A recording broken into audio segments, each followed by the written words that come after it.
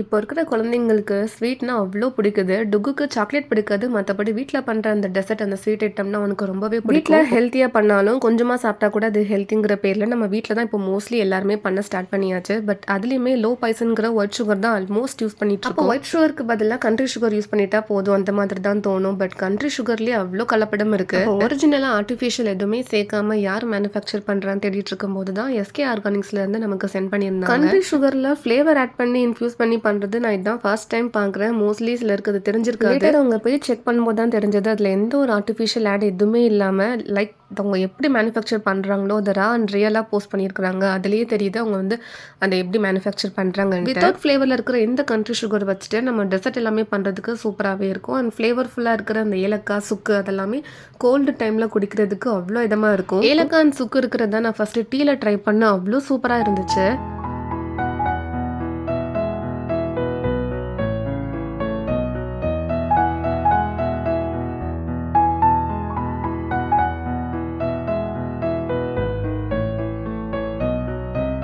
ஒரு பொருள் எந்த அளவுக்கு குவாலிட்டியா இருக்குங்கிறது நம்ம அதை யூஸ் பண்ணும்போதே தெரியும். லிட்ரலி அவ்வளோ சூப்பரா இருக்கு. நீங்களும் இந்த மாதிரி ஒரிஜினல் கண்ட்ரி சுகர் தேடிட்டு இருந்தீங்கன்னா, கண்டிப்பா இவங்க பேஜ் செக் பண்ணி பார்க்கலாம். அவ்வளோ சூப்பரா இருக்கு.